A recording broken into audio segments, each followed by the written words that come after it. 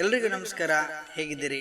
ಮಾನ್ಯ ಡಿವಿಜಿ ಅವರ ಮಂಕುತಿಮ್ಮನ ಕಗ್ಗದ ಹೊತ್ತಿಗೆಯಿಂದ ದಿನಕ್ಕೊಂದು ಕಗ್ಗದ ಸರಳ ತಾತ್ಪರ್ಯದೊಂದಿಗೆ ನಾನು ಕರುಣಾಕರ ಬಳಕೂರು, ಗಾಯನದೊಂದಿಗೆ ವಿದ್ವಾನ್ ಸುರೇಶ್ ರಾವ್ ಅತ್ತೂರು. ಇಂದಿನ ಕಗ್ಗ ಹಠವಾದ ಕೆಡೆಯಲ್ಲಿ ಮನುಜ ಪ್ರಪಂಚದಲ್ಲಿ. ಹಠವಾದ ಕೆಡೆಯಲ್ಲಿ ಮನುಜ ಪ್ರಪಂಚದಲ್ಲಿ ಸಟೆಯೆಷ್ಟೋ ದಿಟೆಯೆಷ್ಟೋ ಬೆರೆತು ಇರುವವು ಇಲ್ಲಿ. ಸಟೆಯೆಷ್ಟೋ ದಿಟವೆಷ್ಟೋ ಬೆರೆತು ಇರುವವು ಇಲ್ಲಿ. ಪಟುವಾಗಿ ನಿಲ್ಲಲಾಹುದೇ ಮಣಲ ಒಳು ಎಸಗಿದ ಗೋಡೆ. ಪಟುವಾಗಿ ನಿಲ್ಲಲಾಹುದೇ ಮಣಲ ಒಳು ಎಸಗಿದ ಗೋಡೆ.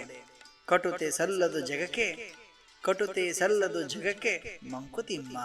ಹಠವಾದ ಕೆರೆಯಲ್ಲಿ ಮನುಜ ಪ್ರಪಂಚದಲ್ಲಿ ಸಟೆಯೆಷ್ಟೋ ದಿಟವೆಷ್ಟೋ ಬೆರೆತಿರುವುವಿಲ್ಲಿ. ಪಟುವಾಗಿ ನಿಲ್ಲಲಹುದೆ ಮಣಲೊಳಸಗಿದ ಗೋಡೆ. ಕಟುತೆ ಸಲ್ಲದು ಜಗಕ್ಕೆ ಮಂಕುತಿಮ್ಮ. ಕಟುತೆ ಸಲ್ಲದು ಜಗಕ್ಕೆ ಮಂಕುತಿಮ್ಮ. ಬಂಧುಗಳೇ, ಇದು ಒಂದು ವಿಶಿಷ್ಟವಾದಂಥ ಕಗ್ಗ. ಇದು ಈ ಜಗತ್ತಿನಲ್ಲಿ ಮನುಷ್ಯರು ಭಿನ್ನ ಭಿನ್ನ ಮನೋಭಾವನೆಯವರು ಇರುವುದನ್ನ ನಾವು ಕಾಣಬಹುದು. ಜಗತ್ತಿನಲ್ಲಿ ಇದೇ ಸರಿ ಅಥವಾ ತಪ್ಪು ಎಂಬ ಹಠವಾದ ವಾದವನ್ನ ಮಾಡಲಿಕ್ಕಾಗುವುದಿಲ್ಲ.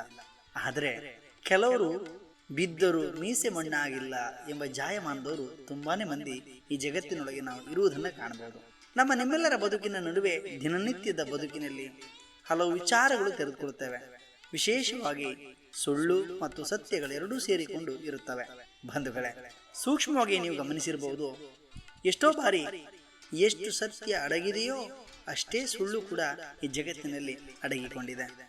ಹಾಗಾಗಿ ಈ ಜಗತ್ತು ಸ್ಥಿರವಾಗಿ ಒಂದು ನೆಲೆಯಲ್ಲಿ ಹೋಗಲು ಸಾಧ್ಯವಿಲ್ಲ. ಜಗತ್ತಿನಲ್ಲಿ ಇದೇ ಸರಿ ಅಥವಾ ಇದೇ ತಪ್ಪು ಎಂದು ಹಠ ಮಾಡುವುದಕ್ಕೆ ಆಗುವುದೂ ಇಲ್ಲ.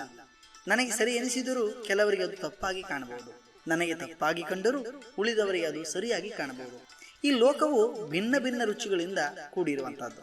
ಕೇವಲ ಮರಳಿನಲ್ಲಿ ಗೋಡೆ ಗಟ್ಟಿಯಾಗಿ ನಿಂತುಕೊಳ್ಳಲು ಸಾಧ್ಯವಿಲ್ಲ ಮತ್ತು ಕೆಸರಿನಲ್ಲಿ ಕೂಡ ಕಂಬವನ್ನು ನಿಲ್ಲಿಸಲು ಸಾಧ್ಯವಿಲ್ಲ. ಹಾಗಾಗಿ ಈ ವಿಚಿತ್ರವನ್ನ ನಾವೆಲ್ಲರೂ ನೆನಪಿಟ್ಟುಕೊಳ್ಳಲೇಬೇಕು.